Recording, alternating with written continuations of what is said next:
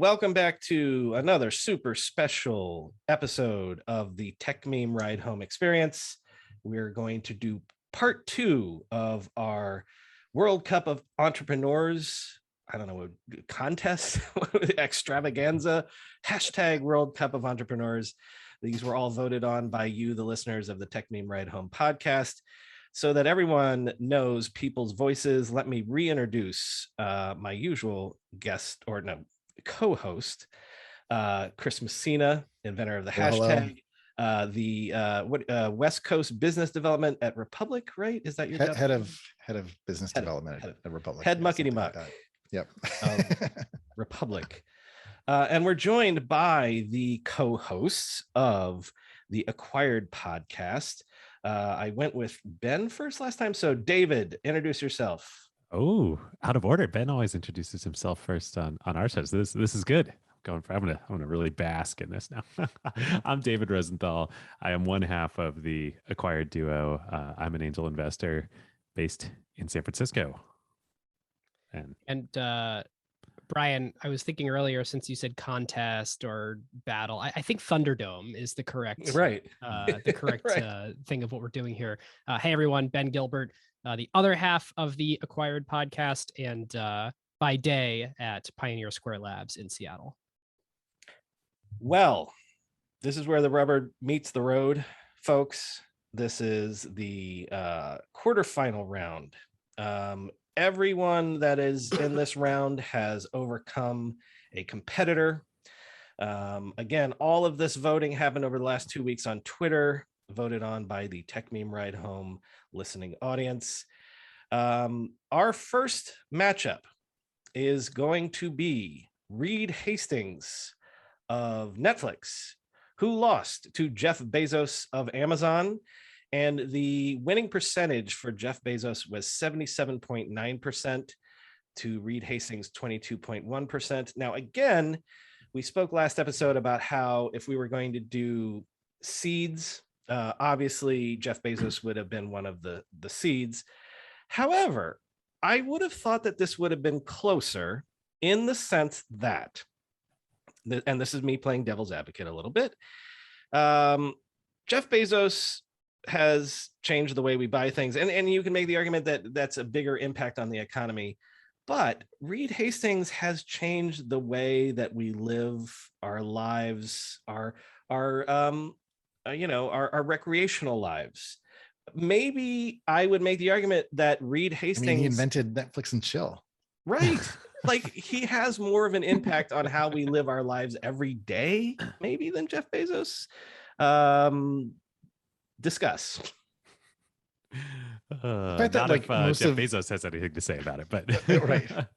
That like Reed Hastings' business is probably built upon a business. One of the businesses that Jeff Bezos built feels like one of the challenges that he would have had to overcome. I also, maybe the other issue is with your audience. Had this been like the media gazer audience, there would have been more of an appreciation of what Reed Hastings had to overcome coming from outside of Hollywood and disrupting that world. Only recently has Amazon bought MGM. And so the fact that like the power of Hollywood, I think, is probably not well understood by people in Silicon Valley relative to the power that Silicon Valley now has in the world. And so that feels like one of the reasons why maybe Reed Hastings didn't fare as well. I think that is 100% the way to frame it for Reed, because we know that tech disrupted media, disrupted Hollywood, but that doesn't necessarily mean that until Netflix, tech actually was successful at media. Right now, you can argue that Steve Jobs via the iTunes store, and Pixar too. Well, and Pixar too, but in the case of iTunes, it was solving media's problems. It was giving them distribution. It was giving them a business model. But before Netflix, I can't think of a tech company that actually, it's like that old thing about when the iPhone came out. Well, computer guys are going to come in and disrupt the phone ecosystem or whatever. But no one from Silicon Valley had come in and disrupted Where was We- Blockbuster based? Texas. Right, Houston In or the something like past. that. Yeah. In the past. In the Mm. past, right. Right. There's such a good story. Oh, it was years ago that we did the 2-part on Netflix Unacquired, but if I'm remembering right, there's such a good, like, Blockbuster really should have won, and it was they Carl had the Icahn. right strategy. Yeah, It was like a weird shareholder thing. Like it was a they were shareholder about to thing, pull yeah. the trigger on like Greed. putting Netflix in their grave, and then shareholder problems. I will say that in Reed Hastings' defense, one of the things that's so important about the Netflix story is the pivot from being a DVD focused company to one that was digital and streaming. You mean And Quickster? well, yeah, thank you. Yes, exactly. It's sort of like what was the one from last year that fizzled out also that had like $7 billion in funding? Quibi. Quibi, Yeah. thank you. A Quickster, a Quibi, similar. But actually, Let me- David, let me just make my point though. Yeah. Like, because this was also a bet the farm kind of moment. And I don't know if you can say whether the rollout was botched or whether the consumers just couldn't see the future and didn't believe in it. And the familiarity and the tactility of DVDs. And I guess, like, to me, this is like the product learning and the learning about people, is that was so much more present for them. Like going to a Blockbuster and getting VHS or DVDs was so important. Getting the DVD in the mail was a ritual, and it was understood. And streaming, the performance sucked. Your computer sucked. You didn't have your You computer needed hooked up to your Silverlight TV. when they first launched Oh it. God, Silverlight. Yes, you needed Silverlight. Microsoft DRM bullshit. It was like worse than Flash. At the same time, Reed was right. That's my point, right? So many things kind of had to happen, and like, I mean, and I guess I say this also because, when people like ask me about like the hashtag, I have a similar feeling where it's like, had Twitter and social media and Instagram not succeeded and not taken off, no one would give a shit about like me or the hashtag. So the same thing was true with like, Netflix. The streaming platforms had to come out. Computers had to get faster. A lot of things that we assumed were going to happen did. And as a result, Netflix was able to win. Brian? Did the episode, and I know I listened to it. But where do you come down on the idea that they, of course, posit these days, which is, well, we always knew we were going to do streaming. There's a reason why it's called Netflix and it's not dvdbymail.com. Do you believe that they always had this vision and that the DVD by mail was just a placeholder for them? Not this exact vision, but like I totally believe that they were going to be whatever the form of movies on the internet takes. And I do, like, I really do think most big companies become valuable by having one multi-billion-dollar innovation, and Netflix has had 3, and it's quite remarkable. Like even Apple's only had 2 or 3. Microsoft has had 2 in Windows and Office. Netflix had, we are going to figure out how to get a distribution by doing this mail thing, and we're going to time it perfectly with when you can mail DVDs, and we're going to make that cost effective, and we're going to shock the world by saying keep a DVD as long as you want. We're not like Blockbuster where you have to return it 2 days later. Amazing disruptive concept. Then again with streaming, then again with original content. Like they kicked off this new golden era of television that we live in, where the power House has of sort of Cards was shifted yeah. one click in the value chain away from the studios and actually to these platforms, which maybe that's good, maybe that's not, but it's totally disruptive. I mean, to build on that, what you're suggesting, I think, is super important, because tech companies have always wanted to get free labor and free content. And so crowdsourcing was the methodology by which you would fill your feeds, your news feed, your Instagram profiles. And if you motivated it with likes and other types of dopamine, then you could get people to work for free. So Netflix going in the other direction and saying, actually, quality content is important and it is worth paying for, and we're going to spend more than Hollywood currently does. In some ways, business model. Yeah. Well, in some ways has ushered in. Yes, I mean, YouTube probably, there's no, founder of YouTube in here, but YouTube, but also Netflix sort of ushered in what is happening now with the creator economy, where people have an expectation that content is worth paying for. Yep. At the end of the day, so Brian started this matchup by talking about the fact that Netflix really revolutionized how so many people are entertained, and Amazon sort of all they did was sort of, modernize the way that we get stuff. And I was just looking at the numbers to try and figure out how many people are. It's actually quite interesting. There are about 200 million Prime members and about 200 million Netflix subscribers. Wow. And it's Wow. interesting to note. So that's crazy that Prime Video hasn't actually taken a cut of Netflix's Well, users. okay, but here's the thing. Like, I pay Netflix $216 per year before sales tax. I pay Amazon a ungodly crap ton lots of money of thousands every of year. dollars. Yeah. You know what? And Can I make one more analogy, because this was the matchup of Bezos versus Hastings, so Amazon versus Netflix. If you want to give credit to Bezos for this idea of as people ragged on them for years and years and years, we're never going to make money because we're reinvesting in the company. What is which was right. Which was right, and did Hastings maybe not steal that from Bezos, the idea that we're going to spend, what is it, close to $20 billion on content creation this year? So like, we're not, I know that Netflix is making money, but this idea that you have to spend money to make money, I think actually, now that I'm thinking about it, like the cable TV model from the 70s and the 80s comes to that, where it's like you create loads of debt because you can service the debt with the monthly subscription revenue and things like that. But there's an analogy Private there equity, baby. Yeah. The spending money to make money is both Bezos and Hastings believe in that. Well, when you asked Brian, was it the plan from the very beginning for Netflix to become what it is today?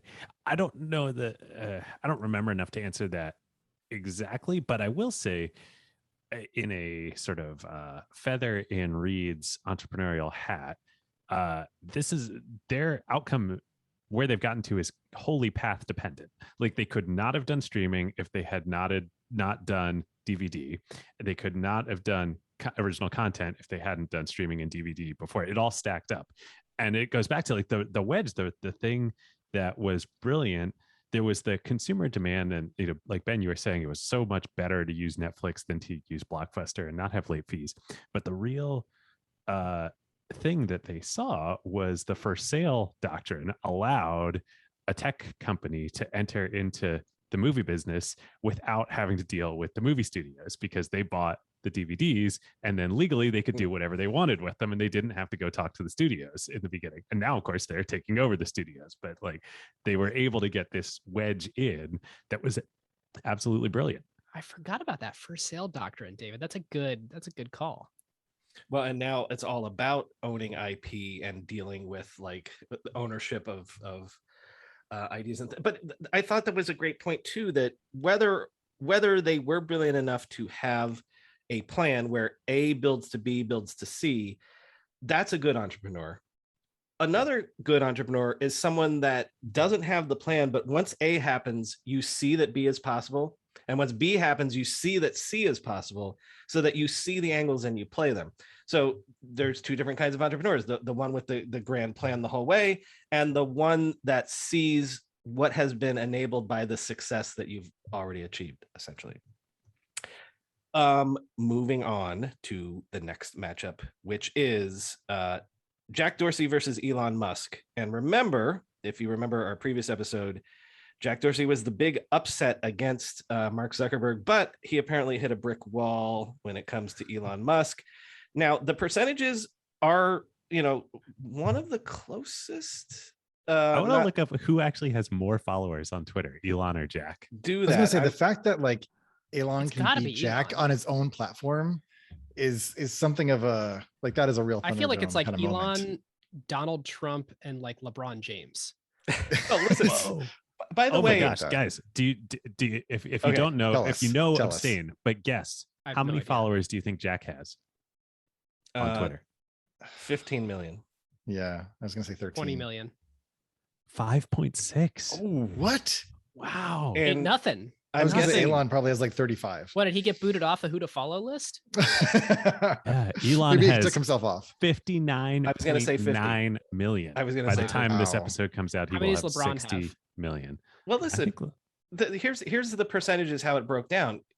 Elon Musk won 73.2% to 26.8%. And again, that's closer than most of these contests. So on the one hand, you could say I mean, the home court advantage didn't help Jack all that much. Yeah, but at the same time, when I tweeted this, I said Jack Dorsey of Twitter versus Elon Musk of memes. Like I put in parentheses, why are so it's not necessarily that Jack is the meme lord that Elon Musk is. But all right, our job right now. By the way, Elon is bigger than LeBron on Twitter. Really? I didn't realize. Not Instagram though. That's wait. Who's the most followed person on Twitter right now? Quick. I don't know. Somebody Google that one. Maybe Elon. It's entirely no. It's probably like Ronaldo or somebody like that. Yeah. It's Obama. What? No. It's like every time I see 6 years someone, old. they're like, yeah. So Obama's just for rocking people's, 130 million. Whoa, Wow. that's more than LeBron has on Wow. Instagram, which is 98 million. Wow. Okay. Okay, somebody. Obama. We got it. Yeah, Popular Justin guy. Bieber has 114 million and Katy All right, Perry has. this is 108 wildly million. going off the rails. Yeah. Well, because we need to do justice to Jack Dorsey, and I'm gonna do it this way, which is here's two channels, and then you can add other channels. Number one, unlike a lot of other people on these lists, multiple companies founded, multiple hugely successful companies. And he's up against the only other guy on this list who's currently CEO of two companies. Right. And I Good said point. Stripe, but I know it's Square. But like Square was early to fintech, which is so huge right now. Yeah. But then what I said in the last episode, which was that Twitter, which again was Jack's idea. I mean, kind of hazy, but Jack's idea-ish. He has the design for status on a Yeah. lined Right. piece of paper. We've But all that read Hatchet Twitter. SAT.us. That is the first sort of kind of new idea after Facebook kind of solves social media, in the sense that it's more real time and things like that. And look, if we talk about in both cases though, Yeah. right? you know what, Chris, these- you should take this. Go. Yeah, go. I mean, but the parallels to me, again, a lot of what we're talking about are these, I think Ben, you might have said it, like these small incremental, but very distilled, like what is it? Like ice wine kind of, distillations of an idea brought to market and then socialized and built into these behemoths. And in the case of Twitter, it was recognizing that Facebook was a desktop app and didn't work over SMS, which was the new mobile frontier. So the fact that Twitter was largely an SMS app in the beginning is really what separated it, and also forced a series of constraints on the product experience. I mean, that's where the hashtag came from. We had 140 characters and I had to make use of that to, solve that problem. Additionally, Square came out of which doesn't exist anymore on the iPhone, the headphone jack being used as a credit card reader, which when I first saw that was like one of those mind-blowing moments where you're like, you Truly. can do that? Amazing. Like, what? So I feel like those two innovations around, and again, like, I guess I relate to it because, the hashtag came out of the hardware keyboard, the numeric keypad that had an asterisk and a pound symbol on it. And the pound symbol wasn't being used for anything. So I got to use it. There was like the headphone jack that you're like, how do you do payments on the mobile phone? And you're like, oh, the headphone jack. Right. Cause you listen to me like, what? So those two were things. you buzzed with Jack and all the Twitter folks in the early days? I was in their social circles. I could like go into like Twitter's headquarters. I was more friends with like Blaine and some of the more technical folks.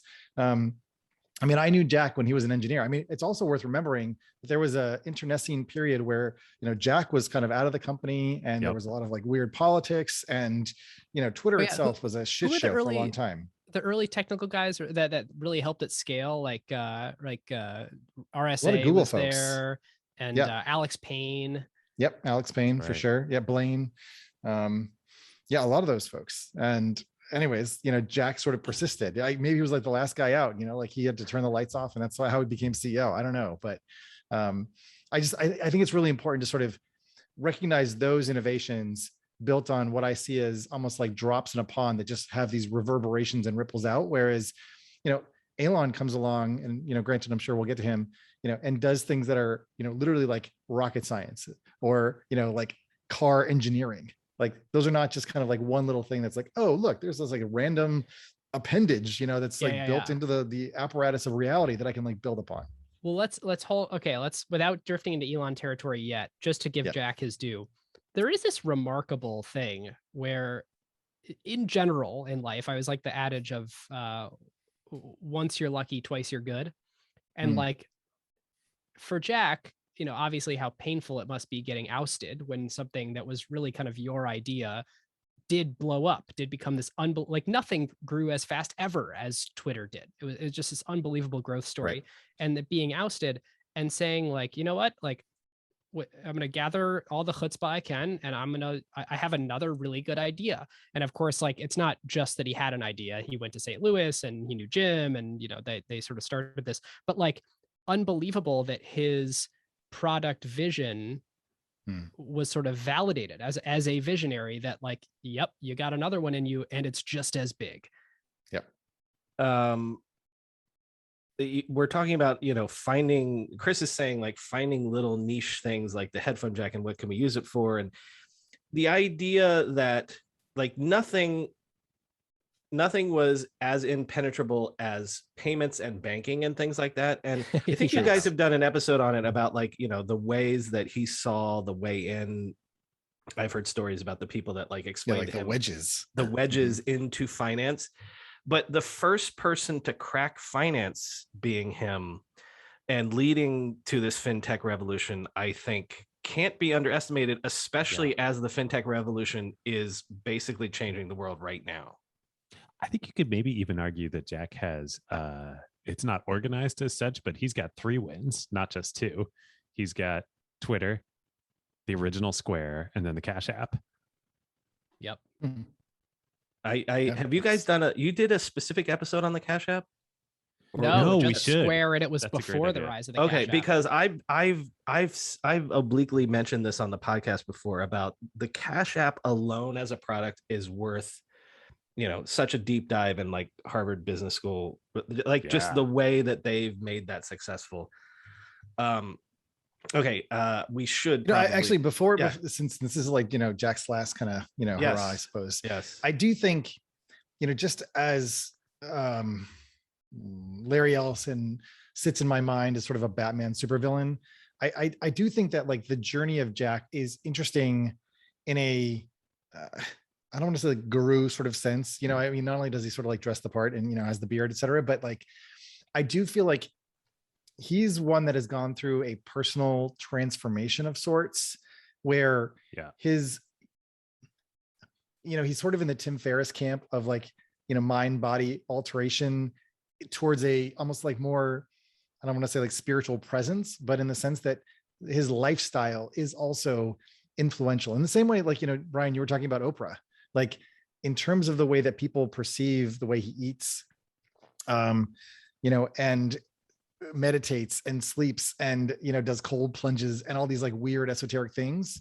I just feel like that's also like worth thinking about, because the rest of the folks who are kind of on this list are a little bit more straight in the sort of normally kind of way of being. Jack moved the culture for sure. Yeah, that's that. I just want to put that out there as No, and actually, Chris, that's an important point, because I think both you and I, well, obviously you, but me as well, Jack, I've never met him, but I have more friends that have worked for him and know him personally than almost anyone else on this list. And it has been an evolution. And listen, even Twitter, if we're talking about like, Snapchat coming back, Snap and Twitter have been the comeback stories in terms of stocks and social media companies over the last couple of years. So there's that as well, if that you can learn and evolve and things like that. It is funny that Patrick Collison is coming up next, seeing as how we're talking about, fintech and things like that. Again, if you remember from the last episode, Patrick barely beat Oprah. Which, listen, again, to be a pundit here, such a crazy thing to say. Yeah, listen, Oprah should have trounced him. Now, this was a trouncing. we should have tipped the scales on that one. Yeah, I almost wanted to, because I thought it was going to be 50-50, and then I was just going to make the call, because this matchup is Patrick Collison versus Bill Gates. So I would have he got loved his to have seen comeuppance in this one. Right. I would have loved to have seen Oprah versus Bill Gates. But yeah, this is Bill Gates wins this one 88.9% to 11.1%. I don't know to what degree, to be honest with you, this was putting Patrick in here was my sort of sop towards like the next generation. So I don't know to what degree we can really make an argument that he's a great entrepreneur yet, because he's still so young. Come on, And- he's a world-class entrepreneur. He's one of the best entrepreneurs that ever lived, but you have like the most proven entrepreneur versus an in-flight entrepreneur. Okay, but so let's do this now though. Make the point. case, Ben, for why he is. Let's imagine that he will prove to be the best entrepreneur of his generation. Why do you think that he might be?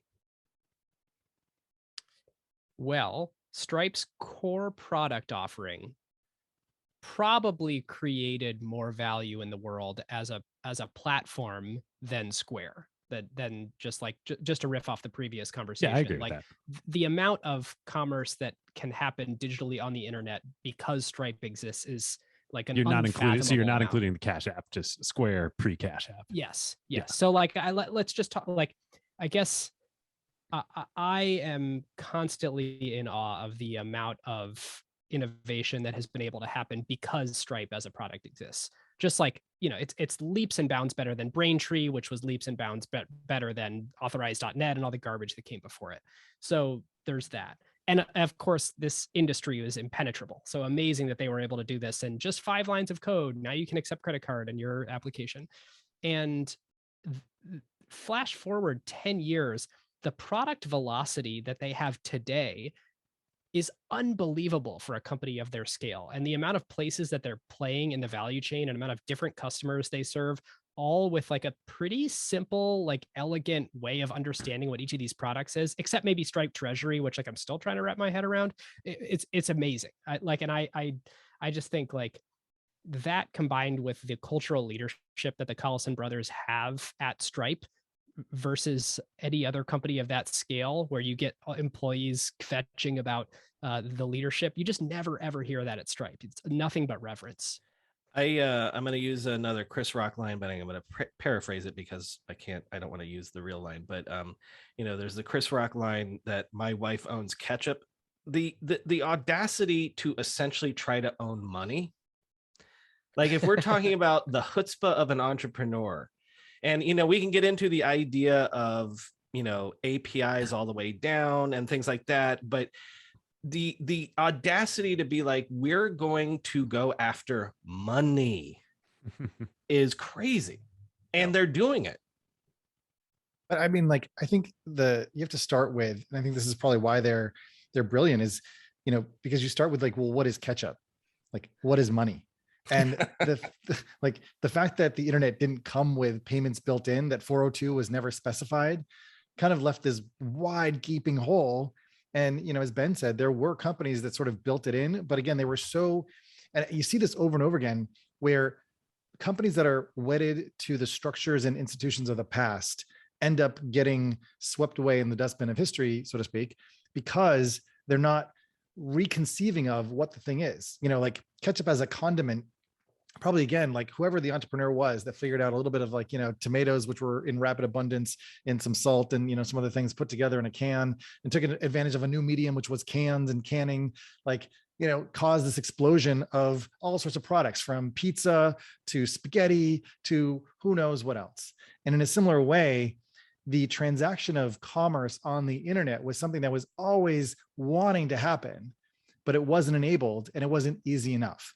And, I can say this because of the work that I did on OAuth, like wanting to move beyond passwords was so hard. It was such a common thing to do. And you had to make it so mind-numbingly simple and basic to get it adopted. And I feel like Stripe took the same approach to say, look, payments don't need to be hard. We've been exchanging value, since shells.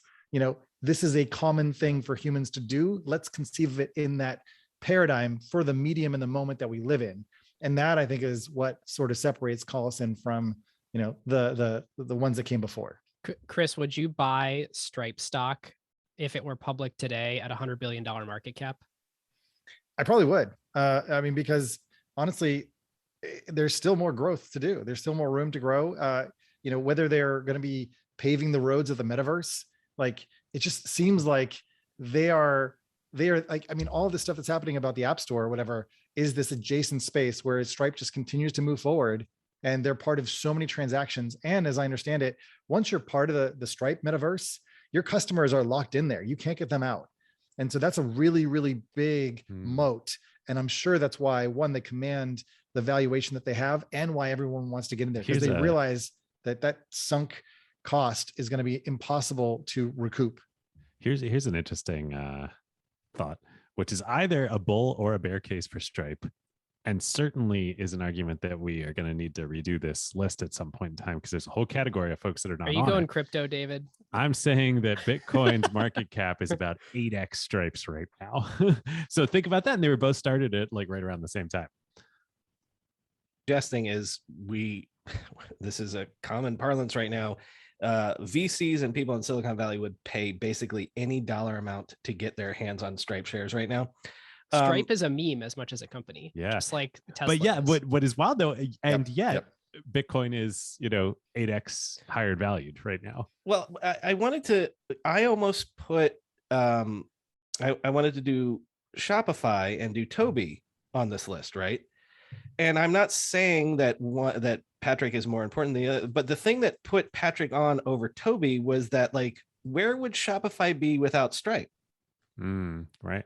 So when we're talking about this idea of like the enabling other things, the platforms, the APIs and all that stuff, like it's such, going to money on this level is so fundamental. And I get what you're saying about Bitcoin and crypto and all those things. That's not been proven yet. But right now, today, what Stripe is doing in real world use cases, and again, please don't at me, crypto people, but like it's happening right now for a friggin' pizza place around the corner. Also, like these things do not seem like they're incompatible, right? I mean, like Stripe No, if it doesn't already support crypto, can.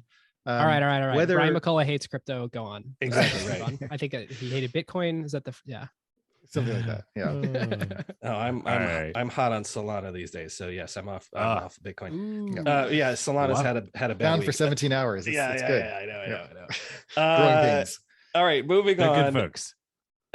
This is one I have an interesting case to make on this one. So the next matchup is Larry and Sergey of Google versus Steve Jobs. Now, again, you're going against Steve Jobs. Who's going to beat Steve Jobs? He wins 76.7% to 23.3%, which again, if we're looking at the numbers, is closer than other competition. I'm going to throw this out there. This is the one time that I'm going to be super devil's advocate. I don't think that Larry and Sergey are good entrepreneurs at all. And I think, Chris, you might have alluded to that also. I don't think they are at all. I mean, I think that the point that you guys made before, where they kind of had like one good idea and then they just kind of like built it out, I think is one part of it. I think the bigger part of it is, I think they just don't give a shit. Like they don't really have a world-changing, world-building like play, right? Like Elon wants to go to Mars. Like, Bill Gates took over the world with his software and is now curing malaria. Like Larry and Sergey wants to, I mean, I think Larry wants to go, I think, do either autonomous vehicles or flying cars, and Sergey wants to wear strange shoes. You know what I mean? Like, now, I don't really get where they're going. Now, again, to devil's advocate, my own devil's advocate, if you put it that way, they're the best entrepreneurs because they're literally creating the moonshots when other people aren't. So they have this one great idea that gives them a shit ton of money, and maybe only Elon is the other person that's like, now that I have this money, I want to do X, Y, and Z that no one's ever done, that no one could ever dream of. So for the entrepreneurial spirit, in theory, I think so this raises a question, right? And I think this is one that I've been trying to figure out in this mix, which is the degree to which, as sort of a brilliant entrepreneur, you have to actually engage with people and society and the rest of the smelly masses. And I feel like Larry and Sergey just don't have an interest in it. Whereas there are other folks who are in the arena and are willing to go there, even if it's uncomfortable. I feel like, Elon will go to like the galas and stuff like that with Grimes, not necessarily because he wants to, but because like he's willing to. He's willing to be visible. He's willing to be out there, and he's willing to do that shitty work and dealing with humans that just don't understand like his master plan and vision. And I feel like Larry and Sergey are kind of like they did like the Ellison thing. They bought their island and now they're gonna like live there because screw humans. Billionaire stuff. Like Billionaire stuff. It's like, and like Elon doesn't really do billionaire stuff. Like he lives in a prefab shack house. Like he lives in a shack. 2-bedroom little, like maybe 2,000 tops square foot house in. That's what I mean. No, Like, it's like way less than that. Yeah. Like they're building like this vision in this like world that they want to sort of get to on behalf of other humans, like on behalf of the human race. And maybe I don't know, I worked at Google. Like I have a lot of like respect for the company and what it achieved and its ambitions to, organize the world's information and make it useful. Like that is an amazing goal, but I kind of feel like they got to a certain point and then they kind of like checked out. And that to me feels like you've like left the game, like sort of in the sixth inning, and there's still so much more to do. So that's where I'm kind of like 100%. I think that they checked out. They did do the thing where it's like, you know what? I'm worth billions of dollars. I can have a yacht. I can be in the Mediterranean. Or I think one of them is in Tahitian island and has been since the beginning of COVID. Yes, like, that's right. You can do these things, right? And life is short, And no one's blaming you, but you're not going to win our contest that way. So let me. that's right. That's okay. Right. Let me say that I like that. Two sides of the coin here, which is number one. Both of these dudes were academics. They were going the PhD route. They were going they would be professors somewhere with tenure, whatever. I'm not saying that you can't suddenly become an entrepreneur from another walk of life or whatever, but I would argue that I don't think that they had the entrepreneur, I don't know, spirit, gift, whatever that is. I think that's what I'm saying. Yeah. Right. Like when it comes to the grit of being an entrepreneur in the business world. Okay. They would have preferred They seem to like stay... the least gritty people on this list. Yeah. And again, let me also clarify that isn't to diminish their achievements. That isn't to say that they're less amazing. Yes. I think when you evaluate them as entrepreneurs, the type of shanking that Zuckerberg will do, like, I just feel like they'd leave the arena, and they'd like walk out and they'd be like, too much blood. Can I do real quick two last little feathers for them? YouTube and Android. Huge feather. Now, obviously they didn't build those, but I don't think they would have acquired them if they weren't, especially Android, if they weren't like, no, we got to do this. Okay, but David, now I know I've seen the emails that I think it's Larry that's like, we should buy Android and things like this. But also, did they just do the thing that is not since Zuckerberg common, which is they did the thing, which is we'll get adults in the room, and they got adults in the room that made those decisions and made those things happen. Right. I'm not saying that they should win. I'm just saying I think we got to give them some credit for. YouTube no. Okay, before we leave them, I want to make this very, very, very strong case. The modern idea of how a tech startup works, the culture, the way it's organized, the way you hire, is them. So even if we don't think that they have the shivability of Mark Zuckerberg, they're not as bloodthirsty. They also did have the insight, or at least that was in their nature, that we want to create a place where we want to work where the best and brightest are here. Yeah, I think that was not the case point. Before them. Yeah, I think having worked there and worked in the Google campus, and there was a lot more playfulness and a lot more generosity in for ideas. But there was a kind of credentialing and a very kind of quasi arrogant elitist. You had to be super smart. Did you feel like you were like literally like, wow, this is like the assemblage of the best and brightest people on the planet right now? Like, the way that I would evaluate it is on a couple of different dimensions, because I want to build on Brian's point by just saying that Google's culture did it's one of the things that permeated the valley and spread out. And so when I would go to other companies and there were people from Google, there was a language and a way that we would talk that was so specific to where we came from. And so that is very important in terms of influence. In terms of my experience going to Google in 2010 and then working on Google Plus, the huge deficit that Google obviously had was they had very, very smart engineers that knew nothing about people and didn't care about people. And so that may also explain my previous bias, where I think about Larry and Sergey and they were just aloof. You think about Google Glass, versus like the product that, Facebook just launched, with their spectacles. Like there's a sensitivity for fashion and for taste and for culture and for all that stuff that just feels like noise, but is actually quite important to getting things adopted and used in society. And that hubris and arrogance was a type of deficiency, and there was like defensiveness around it that I think Googlers, not all, I don't want to overgeneralize, but were reluctant to really care about. And once we entered into the social era of technology, pure mathematical superiority was no longer sufficient to build products that people really wanted to use and loved.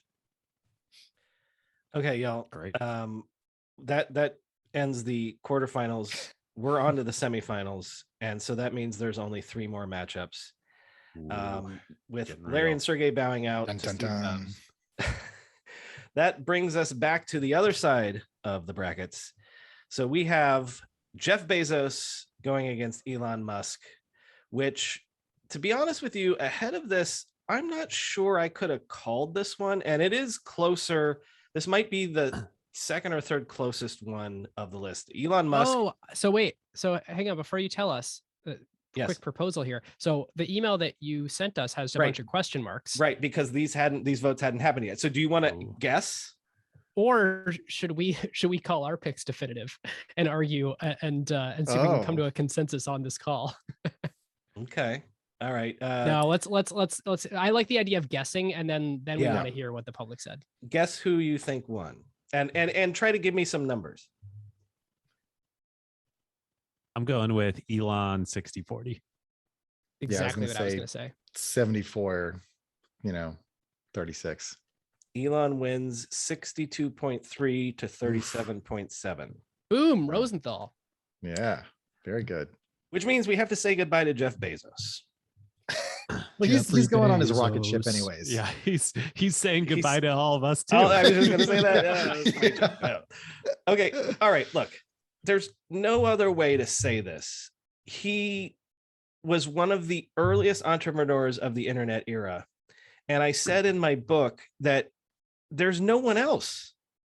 Like even, Mark Andreessen had to go off and become a VC. Like the person that did the first e-commerce company, created the category, proved that you could make money on the internet, did it until about 3 months ago. And then we can go into all of the other things, spending money, being willing to lose money forever and ever to build the business, to AWS, to, I don't know, friggin' to being able to attract the shareholders who are going to bear with you for 25 years while you lose money. We're even talking about Netflix's recommendation engine. The recommendation engine comes from the software innovations that Amazon created, collaborative filtering. I mean, I don't know even where to go with this. Well, not to mention just like the supply chain innovation and the ability, and like Prime and like the membership thing and Prime warehousing, fulfillment centers. Plus, he's got a delivery. I feel I'll like say something. All of the best business quotes are Jeff Bezos quotes. Like anytime, like your margin is my opportunity, or when you're talking about the AWS primitives that we're going to build on top of, it's like Jeff reading a sci-fi book. Or when you talk about the idea that, of platforms, that it wasn't until we had UPS and the internet that you could build Amazon, that he took advantage of the giants that came before him. Like he has this unbelievable conciseness to be able to communicate business concepts that I think inspire generations. And I'll say, so this is going to sound trite, but I actually really believe it. And I think it's true in Bezos's case. All of the amazing stuff that he and Amazon created I think the most amazing thing is the culture at Amazon. And before Amazon, just like we were How saying would about you, by the Google, way, how would you sort of, describe it, right? Given my description of Google, how would you yeah, talk about Amazon? it's so different, right? Like They I are mean, the I've never most worked there. innovative large company. Yeah, Hmm. And I how? would say How it's the first, to my mind. Again, I've never worked there, but just studying it from afar and having lots of friends who do. To my mind, Amazon is the first company of a new, like, I hate this word, but paradigm of how to organize companies. Like they're maybe Ford was like the first industrial, a manufacturing line, assembly line company. Like Amazon is the first decentralized company. Like they really mean the two pizza team thing. Yeah, I mean, actually, like that is exactly how Uber was organized as well. And we had folks at the top from Amazon that designed it more or less after the structure of Amazon. And we're starting to see it disseminate out into other companies like it, but it's just going to continue. Like it's a wholly different way of conceiving like what the organization is and how it operates and how innovation happens and what the what we do here. Again, like lots of people don't like it. It has its challenges. There's some things that are great for the world. There's some things that are bad for the world with it, but it was wholly new. And I think that's like to my mind, the biggest thing that Bezos contributed. Jeff Bezos may not be the best entrepreneur on this list. We got Bezos, Musk, Bill Gates, and Steve Jobs, obviously because the people have voted him out, but he is the best business person on this list. I mean, well, given, I think the fact that Jeff Bezos started in the financial world, right? He started, and Brian, you could probably speak to this better than I can, but started hedge fund.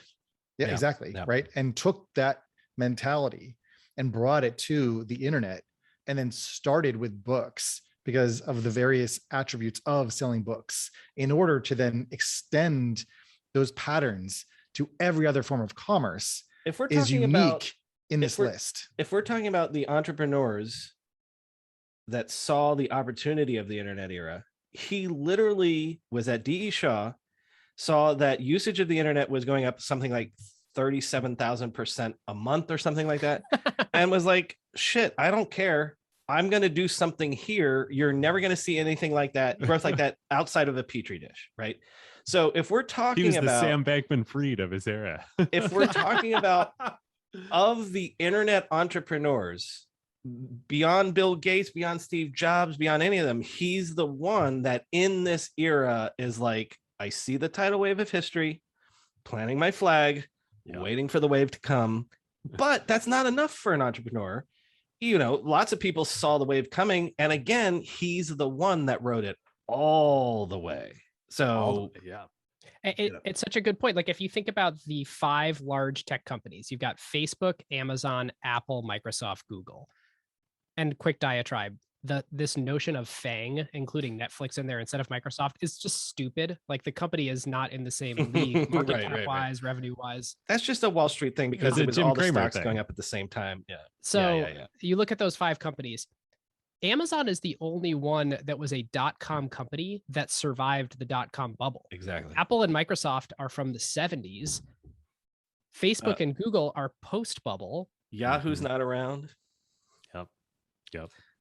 I actually think I actually think Jeff Bezos is a better business person, but not a better entrepreneur than Elon Musk, because I think Elon Musk, that's an interesting distinction, is the most impressive modern industrialist. Like the fact that he's Tesla's chief engineer. I mean, you look at they're having the Model 3 shortages and he's sleeping at the factory. Like it's just a very different type of person and mentality than Jeff. Maybe Jeff was doing that back in the book. I'm sure, like when they were trying to figure out how to make every Prime order. He was doing stuff like that. He was down on the floor boxing the orders up together, and his big innovation was he bought knee pads for everybody. And then someone was like, "Well, we could also have desks, tables, tables." Right. I'll say it's funny. Well, not technically true anymore because we had an awesome acquired listener in our Slack community organize a SpaceX secondary SPV. So I do via secondarily proud do that. Investor. Yeah. Hashtag. Oh yeah. I'm going to take a lot of credit for SpaceX, but of all the FANG companies, And I'm looking down the list. Every other company on this list, I only hold Amazon in my personal account, and it is my largest position in my personal account.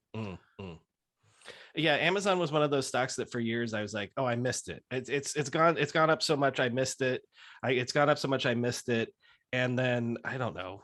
And then it still had 50x left. 10 years ago, right? I'm just like, fuck it. I don't care. And by the way, I don't even know what X it is, but whatever. I'm going to do one thing to close out with Bezos, because this might lead us into eventually the Steve Jobs conversation.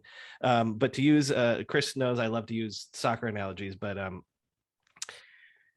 I wonder what it means when an entrepreneur like this leaves a company, in the sense that, like, when Alex Ferguson left Manchester United, Alex Ferguson is someone, a soccer coach or a football manager, that business people read his book because he was perhaps the most successful professional sports manager of the last 50 years.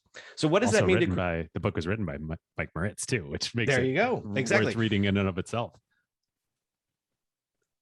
Building culture, building a process, a way of doing business. It's looking good for Manchester United this year because they got a Ronaldo back and things like that. But they have not been successful since this person that transformed their fortune for 20 years left.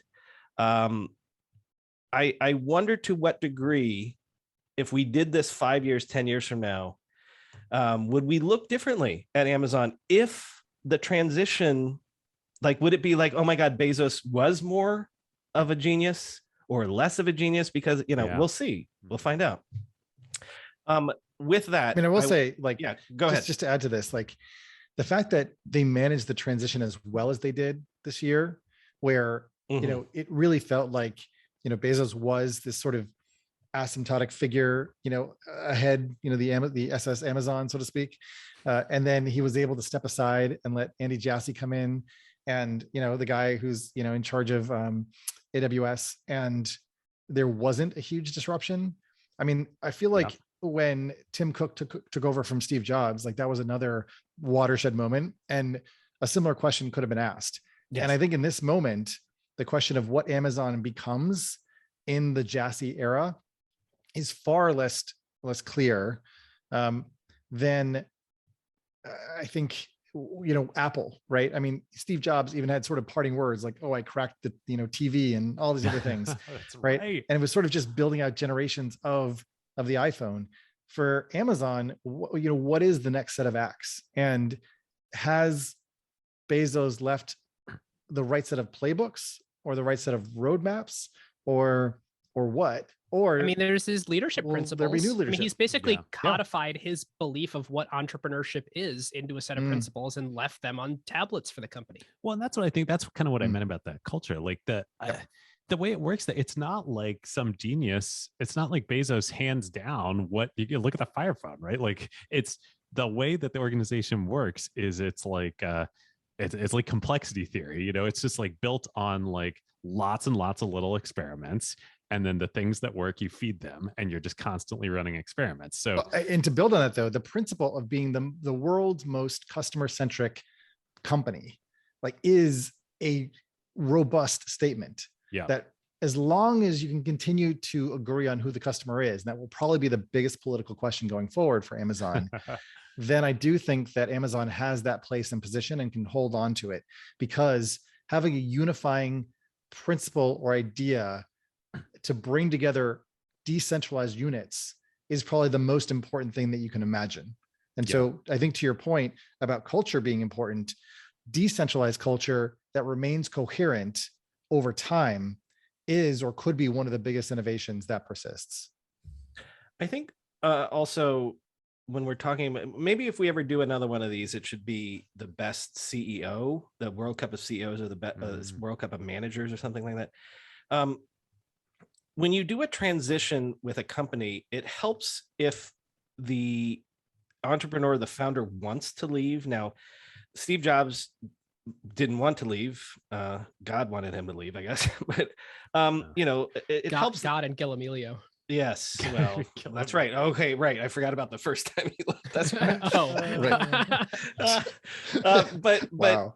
I think it helps that Bezos is like, I'm good, right? Yeah. And so if we ever do another one of these, and we'd have to have Tim Cook in there in terms of like the best CEOs and things like that. By the way, Brian, is that Bezos on the wall behind you? Which one? Yeah, that one is when he was Time Magazine Person of the Year in 1999. 99. I mean, that is a Awesome. run. That is a Yeah. run. Yeah. Okay.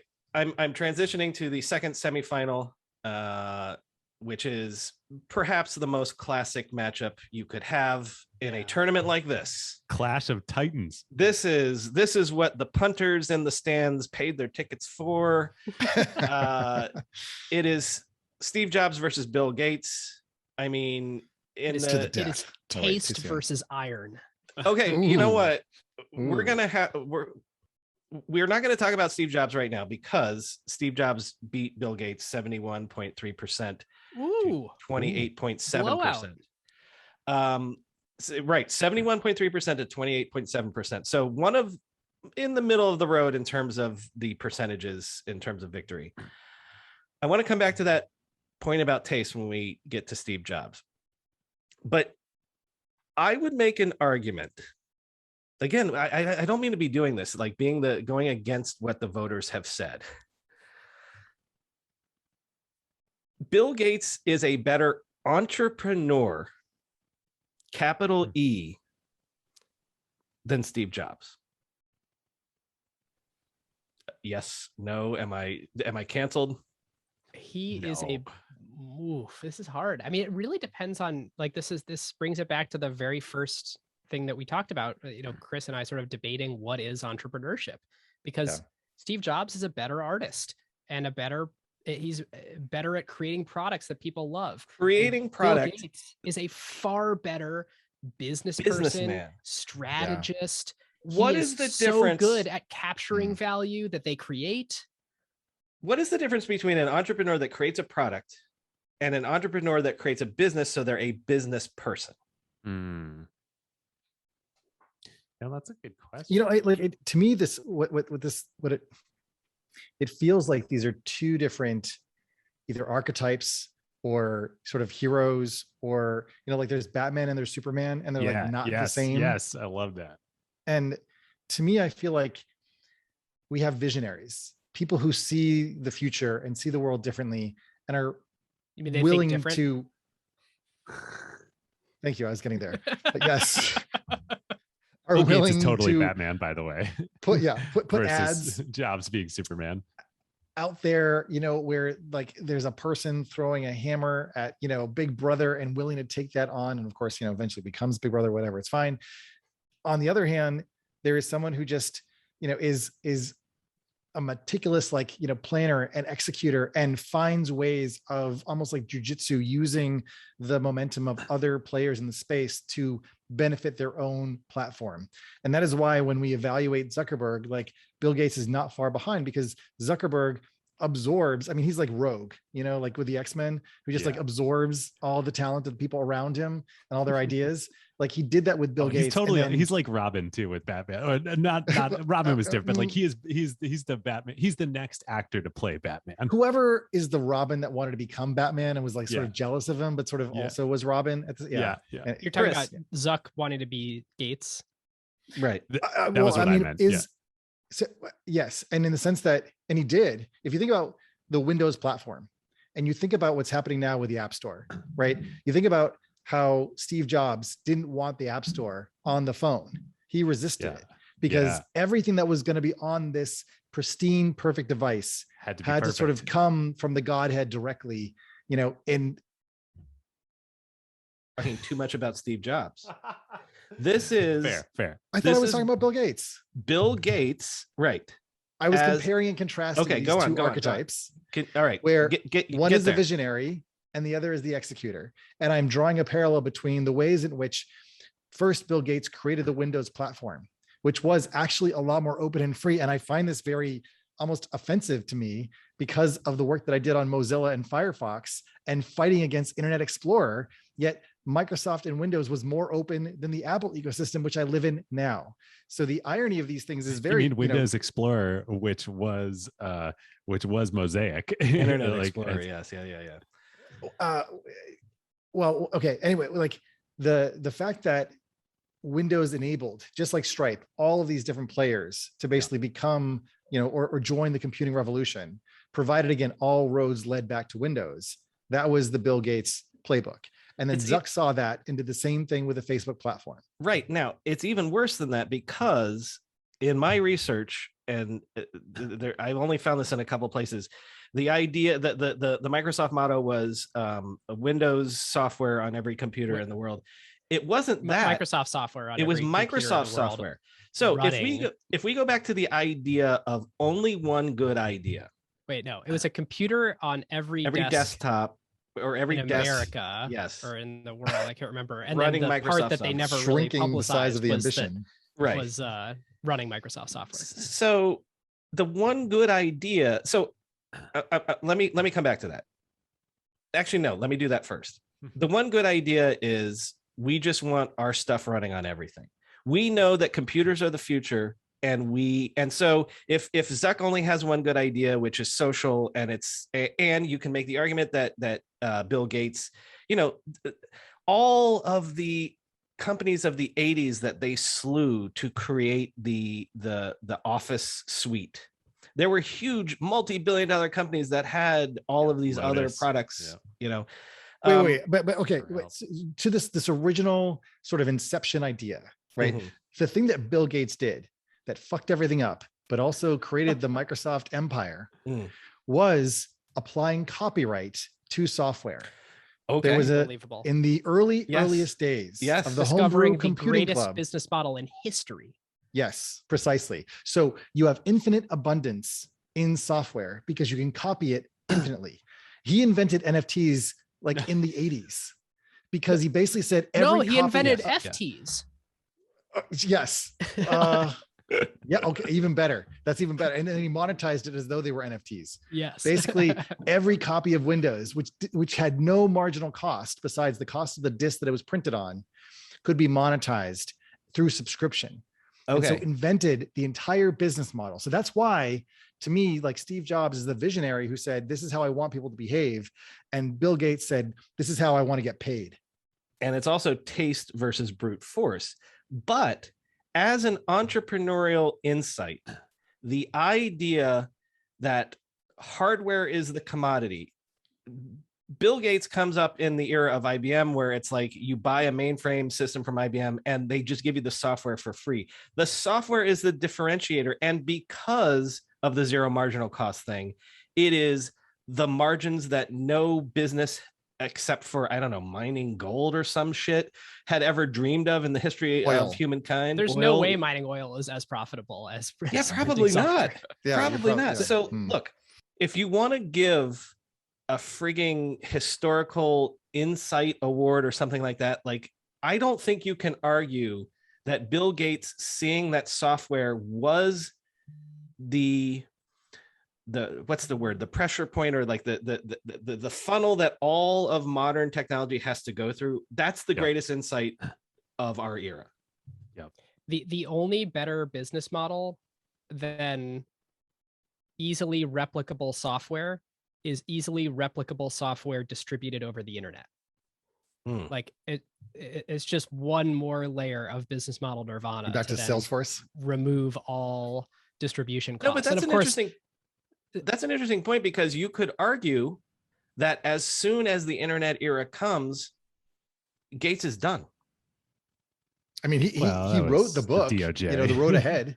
But then is it the DOJ, David, or is it the fact that I know that he did only successful antitrust case in internet history? Yes, right, but at the same time, like, I don't know. Actually, I don't know. It may have been. Go ahead. Well, I think this one truly is debatable. I think the one point of view is like, look, many companies don't survive platform transitions, and Google was coming anyway, and this would have happened anyway, and the DOJ didn't do a thing. On the other hand, like, the DOJ case was about Internet Explorer, like they were right there.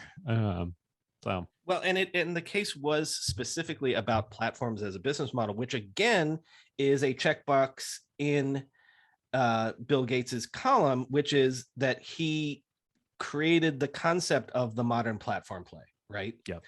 That you play in my ecosystem, that I don't necessarily have to charge you a nickel and dime you for everything that you do on my platform. Just having the platform is enough. Although they wanted to do that, of course, that they would have done that if they could have. But so again, I would make the argument that, you know, as Chris said earlier, Zuck is playing the Gates playbook essentially. You know, I want to point something out that also just, you know, is in the way that history, you know, doesn't rhyme, but it echoes. No, whatever it is. Like, yeah. It doesn't repeat, but it rhymes. When I think about the way in which we think about Zuckerberg as, you know, an evil villain, Bill Gates was also an evil villain, you know, back in the day. And, you know, I like, granted, this is what my TEDx talk is about, but like the culture of founders to me is the most powerful thing that they produce and then generate, because it creates progeny, and that progeny goes out in the world and they affect all the subsequent businesses that are started and founded and created and invested in after that point. So whatever largesse, you know, the Microsoft millionaires and billionaires have to go then invest downstream, they will then use the lessons that they learned from that company and impart that to the next generation.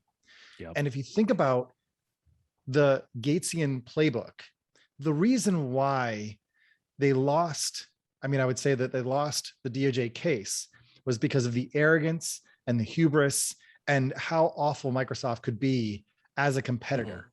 And they just like played everyone off of each other, and they would like gut you. And you see it in Zuckerberg, but it's almost like he learned some of the lessons to soften it just enough to apologize and not be so obstinate, so that he gets away with it and no one knows what to do with it.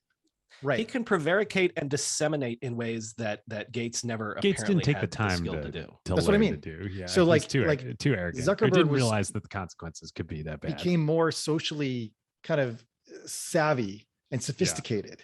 And so I think when I evaluate each one of these like entrepreneurs, as we call them, I can't help but also evaluate them through that cultural lens. Like we spent a lot of time talking about Bezos and the culture that he propagated. So in thinking about these things, and you know, Steve Jobs too, like the interesting thing in the matchup between Elon Musk and Steve Jobs is that they are both visionaries that see the future probably 30 years out, and they're building towards it. And they're maniacally pushing down that path without necessarily bringing people along or creating a bunch of businesses, you know, for other people. And I think that's just different. And the culture that they create, this is the last thing I'll say, may be that they are required to sort of be at the helm of these ships in order for them to keep moving. Whereas Zuckerberg and Gates and Bezos created cultures that could operate without them at the helm. Ben. So Chris, I think what you're saying is thank you for coming to my TED Talk. Wait, so literally, yes, I just got an unbelievable push notification that is like, couldn't be more perfect timing. Like it is literally just as we go into this final round. It's from the New York Times, and it says, breaking news, SpaceX sent into orbit the world's first space flight with no professional astronauts. Wow, there we go. All right. Well, look, Awesome. That's no better That is segue perfect timing. than to the finals. Kind of unbelievable. The finals are going to be Steve Jobs versus Elon Musk. Now, I'm assuming you guys, since we didn't do this the last time, but did you guys look? Do you want to guess who won and what the percentages are, or have you already looked? I didn't look. We should guess. I haven't looked. Unless you guys know. All right. I'm going to guess, regardless of what my actual opinion is. Like, I'm going to just guess because of the hype cycle we're in right now that it's Elon 65%. Oof. I'll go Elon even higher, 70 to 75%. Wow. I like it. It feels like you guys are right, although I don't want it to be true. But I think it might be closer. Say it so. Like 55-45, Elon. So I don't know what to think about this, because this is the result I expected and kind of the numbers that I expected. And I wonder if this is generational. I wonder if we had a younger audience, if it would be what you guys said. But Steve Jobs Oh. won 68-32. Wow. Upset. Wow. All right. Which means we need to talk about Elon first because he's the loser. Oof. Okay. All right. Wow. Now, that's talking about his achievement from today. That is closer than a lot of the other results, 68% to 32%. It's the most votes that we got of any of the polls. And I, you know what, in Elon's semifinal round, he was losing, and then there was a late surge for him. So I was kind of thinking the same thing would happen. I saw people The on troll Twitter, army. like, did literally ask the hashtag Twitter army to vote and things like, or not Twitter, but Tesla army. Yes. Okay, so we can talk about why Steve Jobs won later, but okay, Elon Musk, clearly, if there's any, he took the crown from Modern Steve Jobs. living. Yeah, Mhm. if there's a modern living Yeah. personification of an entrepreneur, it's Elon Musk. He won the living entrepreneur World Cup. You know what, we could That's do an dark. all-time, like, maybe that's the thing we should do, is an all-time, like we do against Rockefeller, we do against, the friggin' Medicis or something like that. I don't know. Anyway, but okay, I don't even know where to begin, except for the fact that I'll say, and this is kind of like, this is a left field thing. One of the things that has always struck me about Elon Musk is that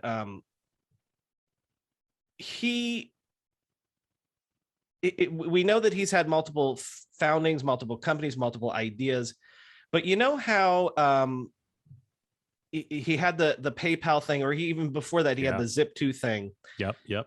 There was no question he makes this money and he's going to pour it into his next thing, but he pours all of it. Yep. Now, And then he takes out loans even deeper Yeah. to finance it. if we're talking about the spirit of the dude never loses. That dude has never lost. But think about the spirit of an entrepreneur is, and I think the analogy that I may have made somewhere is that, like, you know how in Hollywood there's this concept of, like, you're a director and you make a movie that becomes successful, and then you go to Hollywood and you say, here's what I really want to do.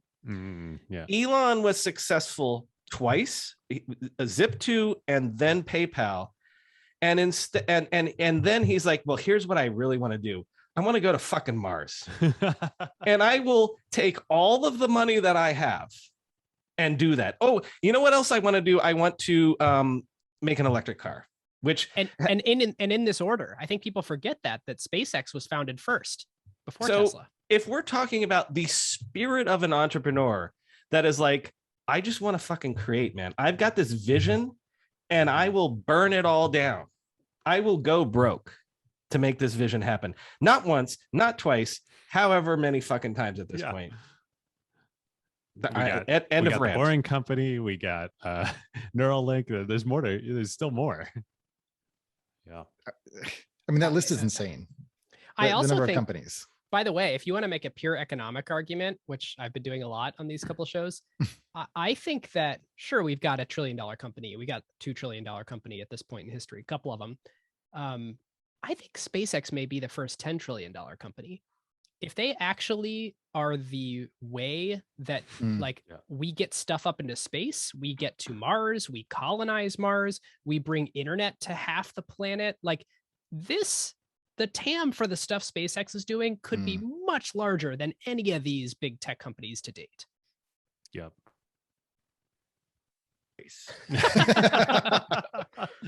Oh boy. Infinite. I think, to be like, I was saying, Brian, when you were talking, the biggest thing that is impressive to me about Elon, well, where everything is impressive, but the biggest thing that is impressive is we haven't nailed down a definition of entrepreneur. And I think that's right, because there's lots of definitions of what an entrepreneur is. But bread maker, we talked about this. Right. So one definition, I think, or is, tomato ketchup is, related to this sort of grit thing, and like just refusing to lose. And like, this is a man who refuses to lose, period. Even when his, like, the game he's playing is like the biggest in the world. And literally that is in almost every single one of these companies. It is just that refusal to lose by him that has made these companies. Like, it all comes down to that. I'm going to try to say this like, how do I put this? So one of the things that I feel like I've observed, there's two observations that I would make about Elon Musk. One is that he is neurodivergent, and it feels like, and I would maybe Zuck is too, and Bill Gates seems like he may be, and there is a broad spectrum of the way in which neurology works and the way in which people think. And Elon to me feels like someone who thinks the way that the internet needs people to think. And that creates a strategic advantage over neurotypicals, because his ability to focus and to clear out the noise and the clutter, and although he, has dalliances in, random whatevers, like when it comes down to the execution, it feels like he gets into a tunnel and just executes towards it. And everything else is distraction. And if you are a person, and I'm sure he has a healthy ego, etc. But if you are, or have if you are neurotypical and have a normal ego, the things that you will do and get preoccupied with from a human culture perspective will hold you back. So I feel like that's why he's able to take off, on these crazy adventures and doing insane things, because he just doesn't give a shit, because his mind works differently.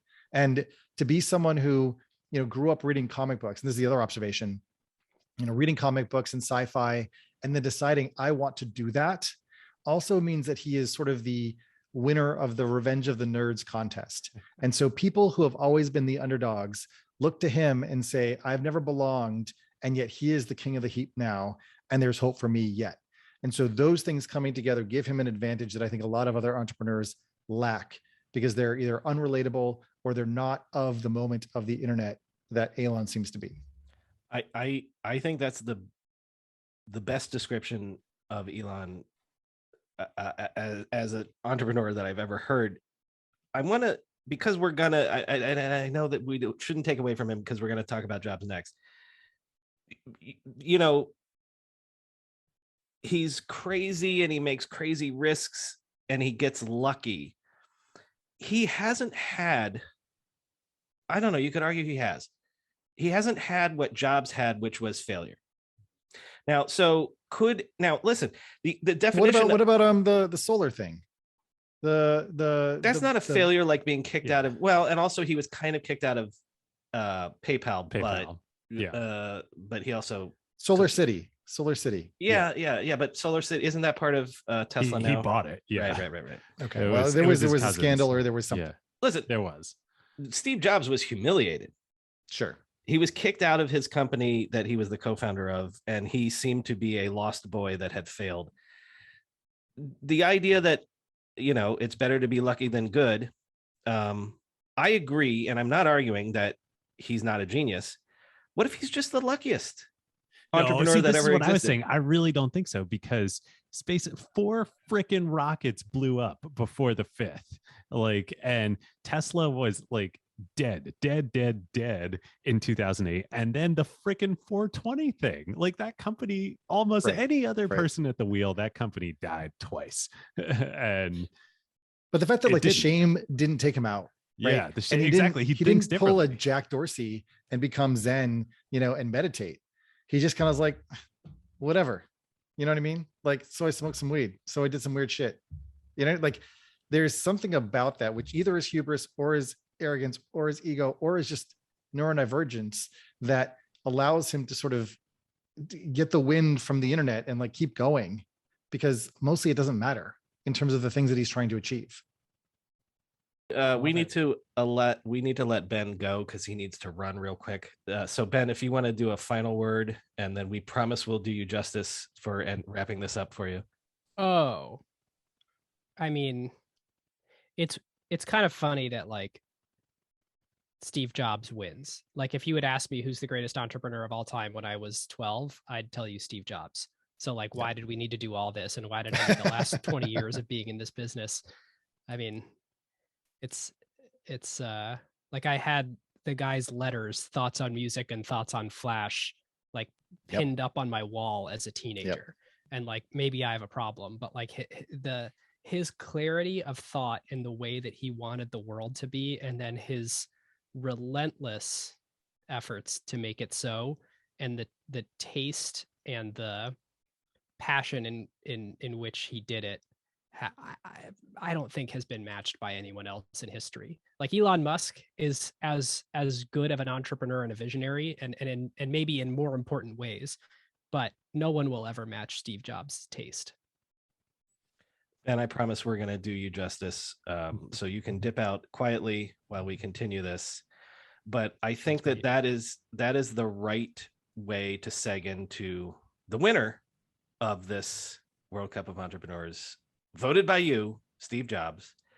It's taste. It's taste like an artist has taste. And people have called him an artist over and over and over and over and over again. But I don't know, if you think of, again, like going back to like Rockefeller and things like that, there's not taste in being like, well, I'm going to just get all the oil, or I'm going to monopolize all the railroads or whatever. There's strategic thinking. There's, aggressiveness. There's cutthroat, willing to shiv people. There's different in nothing that we've talked about, maybe around the edges for certain people, but the idea that you could have a vision, as an entrepreneur. This is an idea that I want to exploit. This is something that I want to build. But this is something that I want to build because I want to see it realized in the world. That wasn't even enough, right? Because it was like, I want to see it and build it, but it also has to behave and perform the way that I want it to. Yeah. And none of you motherfuckers believe me that it's possible, but I'm going to stay here on your ass until I say yes. And the reason why I think that's like so important, and, there are so many reports about how Steve Jobs was so hard to work with and, was abrasive and aggressive and all of these things. But clearly there was something in his, and he wasn't always right. I think it's important to recognize that, unlike, we were talking about with Elon, where he just, kind of just keeps winning. There were several things that Steve Jobs thought and turned out to be wrong, but there were some things that turned out to be right that were so right. Mm-hmm. And what I find is when we talk about taste, I think the thing that differentiates Jobs from Bill Gates, who was his contemporary and his sort of sworn nemesis, I mean, not to give, everyone's going to cancel me now and like turn off, but like, was the fact that like Steve Jobs like did acid and was an integrated thinker. I was going to bring that up. Yeah. I don't think you can talk about Jobs and not talk about LSD. And okay, so let me explain why I think that's important. Was because the way in which psychedelics will operate on the way that you think is to allow you to make connections that otherwise wouldn't make any sense. And then to allow you to entertain them in a complete, I mean, like when they say an open-minded way, it really is, the aperture is blown straight open and you can suddenly see things from a different level than people who are stuck into or trapped by conventional thinking and knowledge. And what I think Steve Jobs did very, very well in an era where this wasn't possible, and I guess I can relate to this to some degree, was he brought that sense of taste, of culture, of artistry, into the software world, where it was a very, again, straight, numerical, logical, reductive space. And I think he was able to go beyond that and to really feel through some sort of empathic wisdom how other people would interpret or experience technology, and worked very hard to reduce the feeling and the friction that technology imposes on its human subjects. And so that was, I think, the real thing that like the iPhone was the epitome of, was removing the technology from the technology itself, or the experience of technology as it had been required to feel. Yeah, and that's you why just touch it. Literally anybody who has these fingers, can touch and manipulate a computing device. And you see a stylus, we blew it. Yes. Well, clearly things have, gone a long way, of course, but integrated so many technologies to bring that to people. And that's why I think when we talk about taste, that's what we mean. David, I just roll. because we can all, but give your piece. Yeah, and then that's perfect. Then you should wrap up. So totally agree. It's funny. Ben and I on Acquired, every now and then with an episode, this theme will come up. Not enough as it should. So I think we need to highlight it more. And I'm really curious, Brian, what you think, given your perspective as a internet historian. I think like the 60s and the counterculture, and California specifically in the 60s and the counterculture, like it was this great, hope and dream of like a different world, right? And it failed in like almost all of its intended ways. But tech came out of it, right? And like and Steve Jobs is the link, right? And yeah, I think that's why I think you have to talk about Acid if you're going to talk about Steve Jobs as the greatest entrepreneur, of all time, or the World Cup winner. The World Cup winner. Because yeah, the whole everything Elon, that we've all sung his praises, and everybody else on this list. Jobs, I think, was the first one to say, Chris, as you said, like this thing that everybody else would have said was like unreality can be reality, and that's the legacy of the counterculture that made this all happen. That's my piece. Yeah, I said in the book that Silicon Valley's culture is a combination of sort of MIT libertarianism with hippie countercultural stuff. Steve Jobs' idol, like a lot of people his age, was John Lennon. He did more to realize the vision that he and John Lennon believed in than John Lennon did, I would say. I'm gonna, not because I believe this, but because I feel like I just want to push back a little bit. Okay. What if, let me throw this concept out there. Steve Jobs was a bad businessman or entrepreneur in the sense that he did fail his first time out, in the sense that Apple almost died, and it was largely because of the decisions he made. He wanted that lockdown thing. He wanted, you could only do the things that he wanted you to do with his machine. And so we said about Elon, maybe he's the luckiest, but what happened to, I would posit, playing devil's advocate, what happened to Steve Jobs is he got lucky, because in the PC era, the business model that Bill Gates had was superior to the business model that Steve Jobs wanted. He got a second bite of the apple.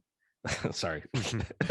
Great. I love and that second time he got lucky because his vision actually made more sense when the iPhone came around than when he was competing against Bill Gates and the PC clones and things like that. Chris, you look skeptical. What do you think about that? I think that you've brought up a really important point, but it sort of builds on the things we've been talking about. And the point that I would make is that Bill Gates was perfectly suited to create a business model for the business world because he was fighting against the International Business Machines company. And I think that Steve Jobs, through whatever vision he had on his vision quests or whatever, was more interested in bringing computers to everybody. And that is why the iPhone was preceded by the iPod, which was an entertainment device and was more accessible to millions of people.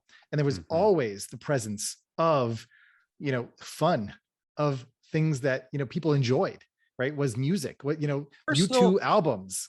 But personal computing, Chris, there was a PC industry for 20 years. Personal computing didn't start until the iPhone came out. Until you had a computer in your pocket. Yes. Personal computing. Steve Jobs understood personal computing more than anyone else. He put the personal in personal computing. I agree. Even though I understand the haters are going to come on and say, "Oh, well, personal computing was in reference to time sharing on shared machines or what." But like we're talking about personal in this device represents and reflects me and is an extension of me. And Steve Jobs, I don't know, I never talked to him or whatever, but like could imagine extending yourself cyborganically into these products. And that is what the iPhone became because it humanized technology in a way that no one else had really done or had been willing to achieve. And so the thing that I want to say when we come back to this question of what is an entrepreneur, it seems to me that what unifies a lot of these people is that they defy fear that otherwise would cause other people to flee the scene, to leave, to abandon their ideas, to abandon their hopes and dreams. It's not enough to be a visionary. It's critical to have the vision and also to stand in the face of fear and to continue to go forward. You know, if you think back to like what Steve Jobs did with Next, and he kept trying, even though he was wrong so many times. And that over time, by just throwing himself into a wall, eventually he had to have learned some lesson that said, you know, maybe I'm going about this in a slightly wrong way. And when he finally came back to Apple, he was matured. He wasn't as I understand it, abrasive. And so it feels like persevering in the face of fear is what really identifies or unites entrepreneurs. I love that. I think that's great. The only small thing I'd add is, these Next, it's funny, right? Like, maybe he was wrong at Apple, and then Next was not hugely successful as a company, but it's what Next developed that's in every single one of our iPhones now. Yep. World Religions and from Joseph Campbell that sometimes you have to go out into the wilderness. Yes. To get your redemption arc. Mm-hmm. I don't know that, gentlemen, that we have solved the question of what an entrepreneur actually is. I feel good that Steve Jobs won this contest. I'm surprised that you guys thought Elon would have won it, but we don't have time to get into that now. I do want to say this. I want to say number one, David, your podcast is amazing. Ben and you do the Acquired podcast. I want to just say, if you've never listened to it, you guys do such smart work. Oh my God. Thank you. So good. I mean, literal MBA level stuff and beyond. So search your podcast app for Acquired. Is it Acquired Podcast or just Acquired? You'll find it with Acquired. Just Acquired. Thank you, both of you and Ben, for coming on to do this. Thank you, Chris, for doing this again. It's fun. And I gotta say this. I feel like I came to you guys with a wild, crazy idea, and you guys kind of went along with me because you like me. Jesus Christ, man. I haven't had fun like this in a little while. This was great. So thank you for doing this. Hey, we do like you, and we think this is a great idea. Okay. Agreed. All right. Well, next time I come at you with a crazy idea, it might not be this good. So all right. Thanks, everybody. And hey, Steve, wherever you're at, you won the World Cup. Congratulations. Yeah.